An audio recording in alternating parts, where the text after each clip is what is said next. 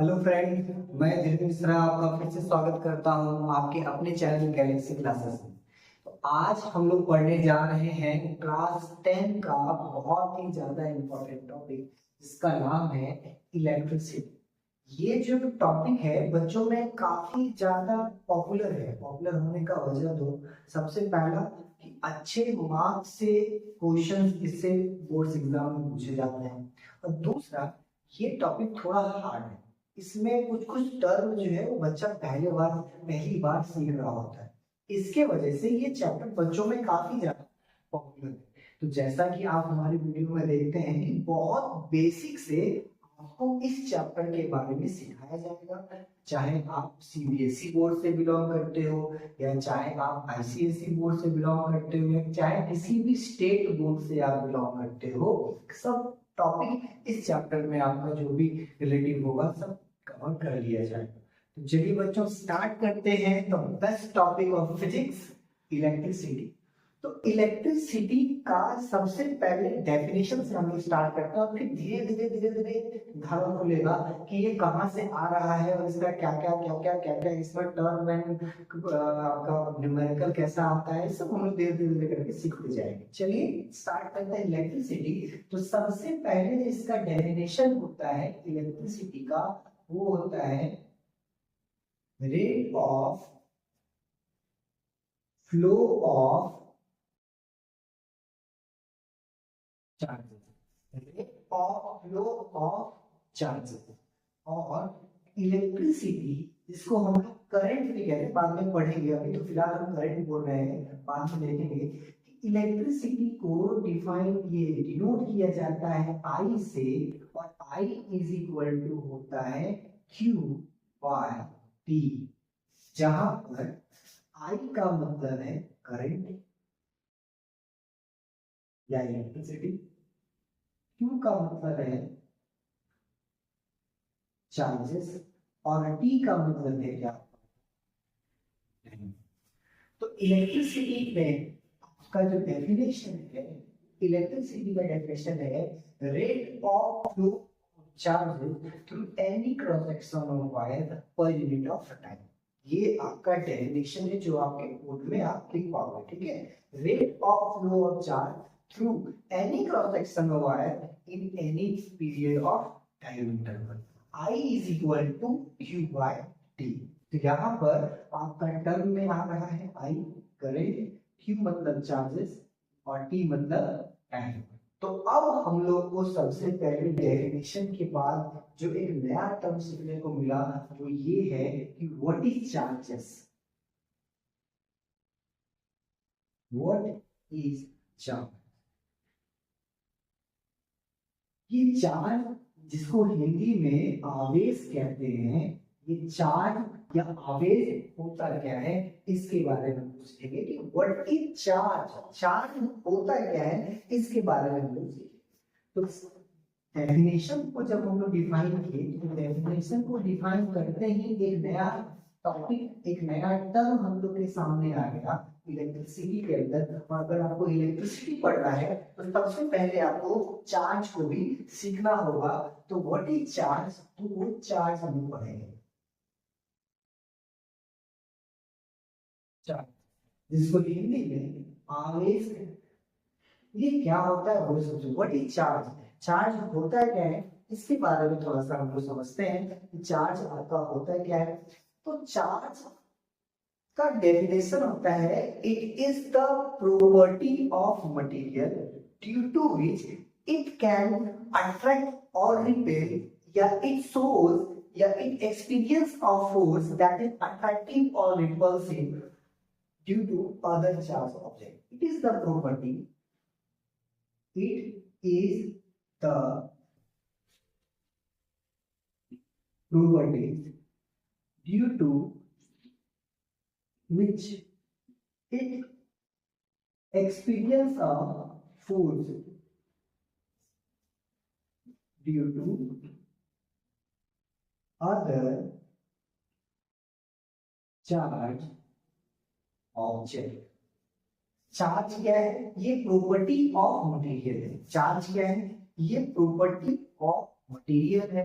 और और इस प्रॉपर्टी ऑफ मटेरियल की वजह से ही कोई चार्ज ऑब्जेक्ट एक्सपीरियंस फोर्स करता है due to other charge object. और यहाँ जो फोर्स बोले हैं, फोर्स से आपका अभिप्राय है, फोर्स से आपका मतलब है दो प्रकार का फोर्स, चाहे वो अट्रैक्टिव भी हो सकता है, चाहे आप रिपल्सिव भी फोर्स कभी कभी एक्सपीरियंस कर सकते हैं। आप लोग पढ़ रखे हैं, थोड़ा बहुत आप लोग को 7-8 यूनिट क्लासेस में बात को बताया जाता है कि जब चार्ज लाइक वाइज आता है, जैसे पॉजिटिव चार्ज ऑब्जेक्ट के साथ सब बताया जा रहा है, पॉजिटिव चार्ज ऑब्जेक्ट हुआ कैसे, नेगेटिव चार्ज ऑब्जेक्ट कैसे हुआ, थोड़ा करके अभी सीखिए। पहले फिलहाल समझो इस फोर्स के बारे में थोड़ा समझते हैं कि फोर्स क्या हो गया। अगर लाइक वाइज आता है, लाइक वाइज अगर लाइक वाइज आता है तो हम लोग जानते हैं कि लाइक वाइज चार्ज है वो रिपेल कर, एक दूसरे से दूर हटेगा। सिमिलरली अगर निगेटिव के पास नेगेटिव चार्ज ऑब्जेक्ट लाओगे तो ये रिपेल करता है, पॉजिटिव पॉजिटिव भी रिपेल करता है और नेगेटिव नेगेटिव भी रिपेल करता है। और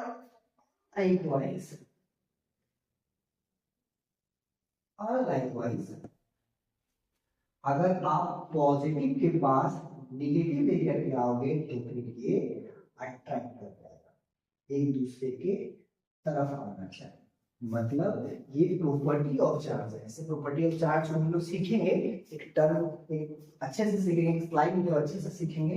फिलहाल के लिए समझो कि हम यहाँ लिखे थे, it is the property of material, it is the property due to which it experience of force due to other charge object. तो ये जो फोर्स वर्ड है उसको एक्सप्लेन कर रहे हैं क्या, कि दो तरह का फोर्स वो एक्सपीरियंस करेगा।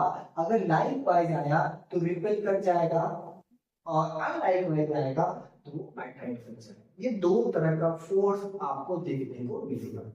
तो ये चार्ज, अब ये चार्ज ऑब्जेक्ट होता कैसे, कैसे आप किसी को पॉजिटिवली चार्ज करेंगे, कैसे किसी ऑब्जेक्ट को आप नेगेटिवली चार्ज करेंगे, ये सब आपको धीरे धीरे धीरे धीरे करके सिखाया जाएगा। तो फिलहाल चार्ज का ये आपका डेफिनेशन है, और ये आप याद कैसे रखेंगे, लाइन वाइज अट्रैक्शन। तो थोड़ा अपने क्लास में देखिए, आप अगर कुछ कांड करते हैं, है ना, और तो आप किसको बता, दोस्त को बता, अनलाइक वाइज अट्रैक्शन, दोस्त को बताएंगे अरे यार इसको बात, अरे यार जो लड़की अच्छी लगी, तो अनलाइक वाइज अट्रैक्शन। लेकिन लाइक वाइज रिपल्सन होता है क्या, आप जो कांड किया आप अपने भैया को बताएंगे कि भैया आपके जैसे ये सेम डीएनए है ना भाई, तो अनलाइक वाइज अट्रैक्शन। और लाइकवाइज क्या, आप जो कांड के क्या भैया के साथ शेयर करेंगे, नहीं करेंगे, सेम डीएनए है। तो लाइकवाइज रिपल्सन और लाइकवाइज अट्रैक्शन। चलो ये चार्ज, ये क्या हो गया मतलब आपका चार्ज हो गया। और चार्ज में हम ये ले ली, it is nothing but property of material due to it experience of force that is may be attractive, may be repulsive, depend on the situation, and if get the experience of force due to charge. अब थोड़ा हम लोग समझते हैं ये charge आया कहां से, क्यों कोई ऑब्जेक्ट चार्ज हो जाएगा, चार्ज क्या होता है वो समझ गए। तो स्टार्ट कहां से हुआ था, इलेक्ट्रिसिटी से। Rate of flow of charge through any cross section of wire, इसी चार्ज को कैपिटल लेटर Q से डिनोट किया जाता है, याद रखना, it is denoted by capital letter Q। तो चार्ज हम लोग समझ गए। अब चार्ज समझे तो थोड़ा बहुत लाइक का कंसेप्ट भी समझ गए। अब हम लोग के पास अगला जो समझने का टॉपिक है कि भाई ये चार्ज आया कौन, क्योंकि हम आपको बोले इस वीडियो में एकदम धागा धागा खोल के पढ़ाया जाएगा, एकदम डिटेल से, कोई हवाबाजी नहीं लग गया एकदम राइट पोटेंशियल डिफरेंस और फिर कॉम्बिनेशन ऑफ सीरीज और रेजिस्टेंस और ये वो नहीं, एकदम बेसिक से, ताकि अगर कोई छोटा भाई भी आपका पढ़े तो अभी समझ में आ सके, ऐसे सब कुछ एक दूसरे से करेक्ट करके पढ़ा। तो डेफिनेशन जब हम लोग पढ़े तो डेफिनेशन क्या था, rate of flow of charge through any cross section of wire. Bar bar video में रिपीट किया जा रहा है ताकि आपके कान में या आपको ये बात याद हो जाए। जब हम लोग वहां पढ़े तो rate of flow of charge है, फिर चार्ज में यहाँ से पढ़ेंगे, चार्ज में क्या था, it is the property of material जिसके वजह से ये experience force due to other charge object and that force is what, likewise repulsion. भाई नहीं बताएंगे, प्राइवेट बात दोस्त के साथ शेयर होता है, अनलाइक वाइज अट्रैक्शन, ठीक है। तो यहाँ से हम लोग थोड़ा चार्ज के बारे में, अब यहाँ से आपके मन में फिर क्वेश्चन आएगा कि सर ठीक है, करंट है तो चार्ज की वजह से। अब भाई ये चार्ज किसकी वजह से? वो तो सब कुछ एक दूसरे से कनेक्टेड है, तो करंट है तो चार्ज की वजह से। अब ये चार्ज किसकी वजह से, तो इसको हम लोग समझते हैं क्या कि ये चार्ज कहाँ से आ गया। तो चार्ज है, ये चार्ज कहाँ से आ रहा है, थोड़ा इसको भी हम लोग डिटेल से समझेंगे कि चार्ज कहाँ से। तो चार्ज को समझने के लिए थोड़ा केमिस्ट्री में एक चैप्टर आप लोग पढ़े होंगे अपने जूनियर क्लासेस में, स्ट्रक्चर ऑफ एटम। याद आ रहा है? एक चैप्टर पढ़े थे, इसका नाम था स्ट्रक्चर ऑफ एटम। तो थोड़ा हम लोग समझते हैं क्या कि एटम पे क्या होता है। आप लोग पढ़े होंगे, याद करो, वहां से दिमाग में खनकेगा, अरे हाँ यहाँ से चार्ज। तो दुनिया का कोई भी मटीरियल है, मान लो कि ये कोई ऑब्जेक्ट, ये मटेरियल, ये किससे मिलकर बना था? याद करो, ये छोटा छोटा छोटा छोटा एटम से मिलकर बना था। ये किससे बना था मिलकर के? एटम्स, अणु, सॉरी परमाणु। अब ये एटम से मिलकर के बना है, तो फिर ये एटम किससे मिलकर बना था? तो एटम जो था वो सब एटॉमिक पार्टिकल से मिलकर बनता था, याद है? और वो सब एटॉमिक पार्टिकल जो होता था वो 3 तरह का सब एटॉमिक पार्टिकल होता था। कौन सा होता था, याद करो, बताओ। एक होता था इलेक्ट्रॉन, एक होता था प्रोटॉन, और एक होता था न्यूट्रॉन। हम लोग चार्ज, इलेक्ट्रिसिटी पर डेफिनेशन में चार्ज है, तो चार्ज पढ़ेंगे। अब जब चार्ज पढ़े तो चार्ज होता कहाँ से, तो थोड़ा इसको जानने के लिए हम लोग अब ये पढ़ रहे हैं कि हर एक कुछ एटम से मिलकर बनता है, और एटम जो है वो सब एटॉमिक पार्टिकल से बनता है, इलेक्ट्रॉन, प्रोटॉन और न्यूट्रॉन। और आप लोग ये भी जानते होंगे कि इलेक्ट्रॉन पे होता है नेगेटिव चार्ज, कितना होता है वो भी बताया जाएगा, सब बताया जाएगा। प्रोटॉन पे होता है पॉजिटिव चार्ज, और न्यूट्रॉन पे कोई भी चार्ज उपलब्ध आपका नहीं होता है। ये हो कि भाई चार्ज का कंसेप्ट कहाँ से आ रहा है, तो चार्ज एटम से ही ये सब स्टार्ट हो जाता है, एटॉमिक लेवल में ही ये स्टार्ट होता है, कहीं से उड़ के नहीं आएगा। ये तो अंदर में सब छुपा है, चाहे वो आप कंडक्टर पढ़ो या इंसुलेटर पढ़ो या सेमीकंडक्टर पढ़ो, सब कुछ एटम से मिलकर बना है, और सब में इलेक्ट्रॉन प्रोटॉन न्यूट्रॉन है। फिर क्वेश्चन मन में आएगा, अरे सर कंडक्टर, याद है conductor, the material which allow charge passes through that is known as conductor. Insulator, जो अपने अंदर से चार्ज को जाने ना दे। फिर मन में क्वेश्चन आएगा कि सर एटम से सब कुछ बना है, तो फिर लोहा से करंट जाता है, और फिर प्लास्टिक से या लकड़ी से करंट क्यों नहीं जाता है? सब आप तो बोल रहे हैं एटम से सब कुछ मिलकर बना है। तो ये भी क्वेश्चन को बताया जाएगा, सब धीरे धीरे धारा की तरफ खुलता चला जाएगा, आप बस जुड़े रहिए इत्मीनान से, शांति से पूरा वीडियो को आप देखो, सब कुछ समझ में आ जाएगा कैसे चार्ज फ्लो करता है, क्यों नहीं लकड़ी में चार्ज है, करंट ज्यादा भी एटम से बना है, उसके बावजूद भी लोहा में क्यों चला गया, एल्यूमिनियम में क्यों चला गया वो। और फिर लोहा जब बिना किसी अच्छा चलो लोहा में गया भी तो गया, चलो कोई बात नहीं, जाकर मान लो लोहा तो चाबी है, और इसको अगर हम छू रहे तो अभी करंट क्यों नहीं मार रहा है? मानना तो अभी भी चाहिए। आप कोई किस तरह के विद्यार्थी होगा बोलेगा अरे सर इसमें तो बड़ी इलेक्ट्रॉन भाई छू रहे हैं, नहीं मारा करा, तो अभी क्यों नहीं मारा, सॉकेट में डालने से क्यों मारता है, सब धीरे धीरे धीरे धीरे बड़ा पता चलता जाएगा। क्यों चार्ज फ्लो करेगा, कब करेगा, कितना करेगा, कौन सा डिवाइस रहेगा, इसका कहाँ यूज होता है, क्या है, कौन खुद सब वापस आएगा। तो हम लोग क्या कर रहे थे इलेक्ट्रिसिटी के अंदर, जब हम लोग चार्ज हुए तो चार्ज को खोजने निकले तो पता चला कि ये तो एटम में बैठा हुआ है, 3 सब पार्टिकल से मिलकर बना है, इलेक्ट्रॉन, प्रोटॉन और न्यूट्रॉन। इलेक्ट्रॉन पे होता है नेगेटिव चार्ज, नेगेटिव कितना होता है बता देते हैं, बाद में और डिस्कस होगा।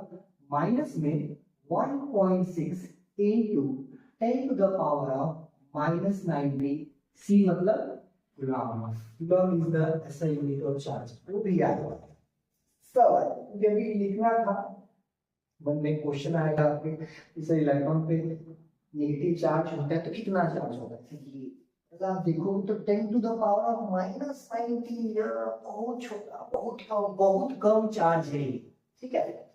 पॉजिटिव चार्ज में इतना ही रहेगा, बस ये पॉजिटिव में प्लस में रहेगा, 1.6 इंटू 10⁻⁻90 कूलम। यहाँ पर ये नेगेटिव में था, यहाँ पर ये पॉजिटिव, और इस पर तो कोई चार्ज आपका है ही नहीं। तो ये एटम के अंदर से ही चार्ज का व्यवस्था होती है। अब आप पढ़े होंगे कि एटम में ये अरेंज कैसे रहता है, तो आप थोड़ा सा ये चार्ज तो पढ़ लीजिए। अगला मन में क्वेश्चन आएगा ठीक है सर, तो ये फ्लो कब करता है, ये फ्लो कब नहीं करता है। इंसुलेटर में चलिए सर कि फ्री इलेक्ट्रॉन नहीं है तो नहीं करेगा, लेकिन कंडक्टर में फ्री इलेक्ट्रॉन है तो हमेशा लोहा छूने से करंट नहीं मार देता है। बहुत तरह का उनमें क्वेश्चन आता है। इलेक्ट्रिसिटी में छोटा बड़ा बहुत सारा क्वेश्चन आता है जो आगे की कंसेप्ट तो जाम कर देता है, समझने ही नहीं देता है। इसीलिए अगर आपको इलेक्ट्रिसिटी समझना है तो एकदम धागा धागा, बार बार धागा बनाने यूज कर रहे हैं, एकदम धागा धागा करके ऊपर का पूरा इसका सर्किट बन जाएगा। तो हर एक जगह हर एक धागे को आप ठीक है। तो अब ये एटम जो है, ये जो इलेक्ट्रॉन प्रोटॉन न्यूट्रॉन है, सॉरी वो एटम में रहता है, व्यवस्थित कैसे रहता है पढ़े होंगे कि भैया न्यूक्लियस होता है, न्यूक्लियस बना होता है प्रोटॉन और न्यूट्रॉन के, और इसके चारों ओर ऑर्बिट्स होते हैं समझ के। इसके चारों ओर क्या होता है, ऑर्बिट होते हैं। एक ऑर्बिट का नाम के, फिर एल, फिर एम एंड सो ऑन, ऐसे आगे करता है। और इसमें इलेक्ट्रॉन घूम रहा होता है, के में 2, इसमें 8, ऐसे भी घूमता है ना यार, 2 8 18 ऐसे भी आपको पढ़े होंगे। तो ये व्यवस्था है। इस वजह से इलेक्ट्रॉन जो है वो न्यूक्लियस के चारों ओर चक्कर लगाता है। अब थोड़ा डेफिनेशन पे चलो। डेफिनेशन में एनसीईआरटी और या फिर जो भी बुक में आप देखिएगा तो लिखा रहेगा करंट का डेफिनेशन कि rate of flow of charge through any cross section of wire. अब मन में आपका आएगा सर आप तो बोल रहे हैं कि rate of flow of charge, तो क्या हम बोल सकते हैं चार्ज तो सर इलेक्ट्रॉन भी होता है, प्रोटॉन भी होता है, न्यूट्रॉन भी होता है। चलिए सर न्यूट्रॉन में कोई चार्ज नहीं है तो ना सही, तो क्या हम लोग बोल सकते हैं कि rate of flow of proton with respect to time, rate of flow of charge अगर हम बोल रहे हैं तो चार्ज में तो सर ये आप नहीं बोल रहे कि इलेक्ट्रॉन फ्लो करेगा कि प्रोटॉन फ्लो करेगा। तो क्या सर हम प्रोटॉन बोल सकते हैं कि rate of flow of proton with respect to time, ऐसा हो सकता है क्या? नहीं, बिल्कुल नहीं हो सकता। याद रखिएगा डेफिनेशन में क्लैरिटी अभी नहीं था, क्योंकि अब यहाँ बहुत ही बेसिक स्टेप पे थे जहाँ पे हम बस बोल दिए कि rate of flow of charge through any cross section हुआ है। अब चार्ज में तो भैया 3 टाइप का निकल के आया है सामने, तो कौन सा टाइप सटीक है?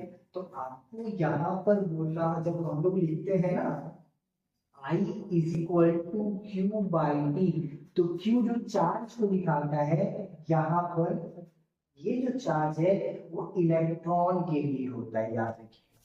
I is equal to Q by T जो है, इसको इरेज कर देते हैं।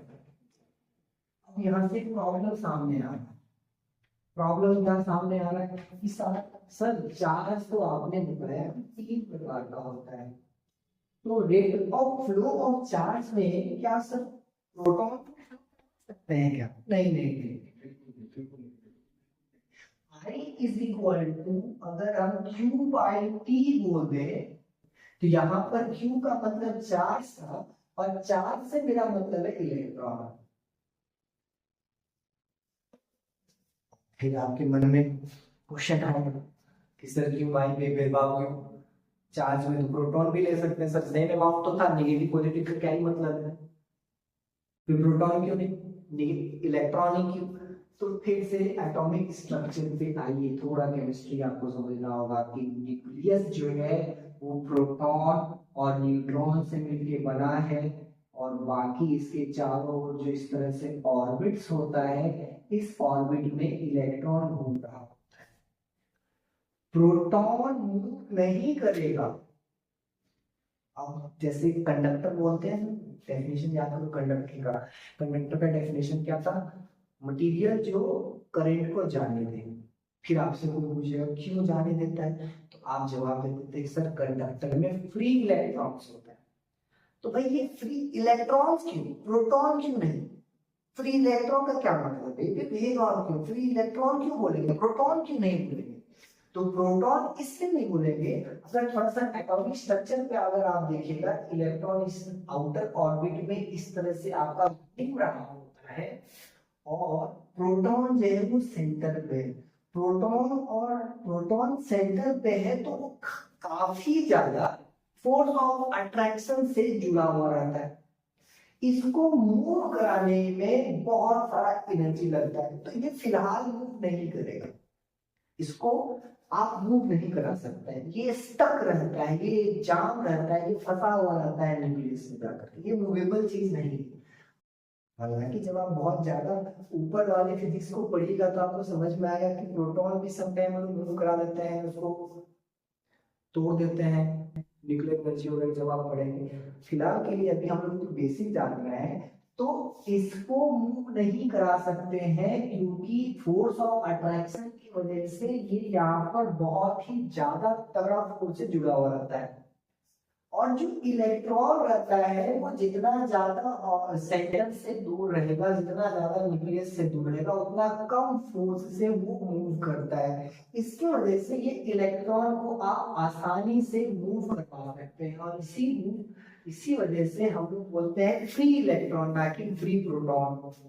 इसीलिए करंट में जब भी हम लोग पढ़ते हैं तो रेट ऑफ, तो डेफिनेशन को अगर हम लोग करेक्ट करके अच्छे से बोले तो हम लोग ये बोलेंगे rate of flow of electron per unit of time. ये बात याद रखिएगा, ठीक है। तो इलेक्ट्रिसिटी में हम लोग डेफिनेशन जब पढ़े तो समराइज कर देते हैं। डेफिनेशन जब पढ़े तो वहां चार्ज का कंसेप्ट आया। जब चार्ज का कंसेप्ट आया तो चार्ज को पढ़ाते पढ़ाते हम लोग थोड़ा सा इलेक्ट्रॉन प्रोटॉन न्यूट्रॉन किस तरह से सजा हुआ होता है वो देखें। फिर एक क्वेश्चन का जवाब दिए कि सर फ्री इलेक्ट्रॉन क्यों, फ्री प्रोटॉन क्यों नहीं, तो वो बताएं। ये प्रोटॉन जो होता है वो हेवी फोर्स के साथ न्यूक्लियस पे जाम रहता है, और इलेक्ट्रॉन को उतना ज्यादा कहीं फोर्स है नहीं, तो इसको आप आराम से फ्लो करवा सकते हैं।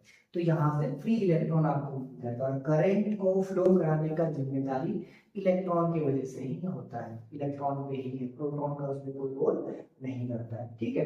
अब यहाँ हो गया। अब हम लोग जो आगे का पढ़ने जा रहे हैं वो कुछ इस तरह से है, थोड़ा सा हम लोग पढ़ेंगे प्रॉपर्टी ऑफ चार्ज के बारे में, कि ये चार्ज क्या है और प्रॉपर्टी ऑफ चार्ज क्या है। थोड़ा इसको भी हम लोग समझते हैं, इसको इरेज कर देते हैं, वापस से इस पे लौटेंगे, लेकिन थोड़ा चार्ज समझिए, जब वापस से करंट पे लौटेंगे, क्योंकि करंट के डेफिनेशन से अभी चार्ज का टर्म निकल के सामने आया है, तो पहले चार्ज को ही हम लोग अच्छे से खत्म कर लेते हैं, ठीक है। तो सबसे पहले चार्ज के बारे में पढ़ेंगे। तो चार्ज के बारे में जब हम लोग पढ़ते हैं तो यहाँ रखिए, तो हम लोग पढ़ेंगे कि दो तरह का चार्ज, एक होता है पॉजिटिव चार्ज और एक होता है नेगेटिव चार्ज। चार्ज को आप क्यू से दिखा सकते हैं, इस तरह से क्या लिख सकते हैं। अब जब हम लोग चार्ज पढ़ते हैं तो चार्ज पढ़ने के साथ आपको एक और चीज जो है वो पढ़ना पड़ता है, और वो क्या है आपका, वो है आपका इलेक्ट्रिक फील्ड लाइन। वो क्या होता है वो सोचो, थोड़ा इलेक्ट्रिक फील्ड लाइन के बारे में पढ़ते हैं।